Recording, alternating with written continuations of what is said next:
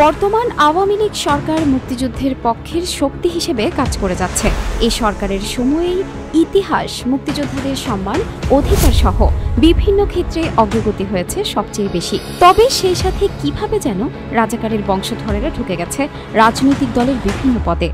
চুয়াডাঙ্গা শহরের মুক্তিপাড়া নিবাসী জাকির হোসেন জ্যাকি রাজনৈতিক দল ছাত্রলীগের সাথে ওতপ্রোতভাবে জড়িত।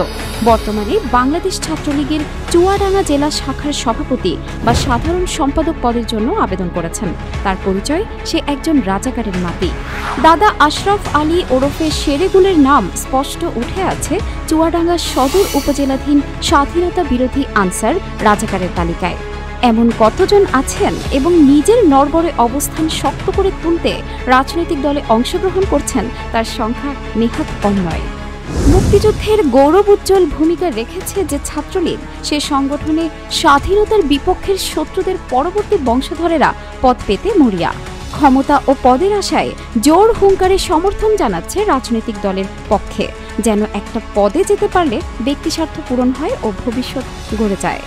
অনেকে রাজাকার হয়েও মুক্তিযোদ্ধা তকমা জোগাড় করে বিভিন্ন সুযোগ সুবিধা নিয়ে বসেছেন সমাজের অধিপতি, রাষ্ট্রীয় সম্পদও আত্মসাৎ করছেন ক্রমাগত। রাজাকারদের তালিকায় উঠে এসেছে অনেক নকল মুক্তিযোদ্ধার তথ্য। প্রশ্ন জাগতে পারে, পূর্বপুরুষের দায় কেন পরবর্তী প্রজন্ম টানবে? স্বাধীনতার পূর্বে যে বিরোধী শক্তি জোট বেঁধেছিল, তাদের পরবর্তী প্রজন্মই জোট বেঁধে দেশের চরম ক্ষতি করতে পারে। কোনোভাবেই রাজনৈতিক গুরুত্বপূর্ণ পদে এই জাতীয় মানুষ আসীন হলে সেটা কতটা স্বাধীনতা আর মুক্তিযুদ্ধের পক্ষে কাজ করবে তা বিভ্রান্তিকর ও অপমানজনক বলছেন বীর মুক্তিযোদ্ধারা।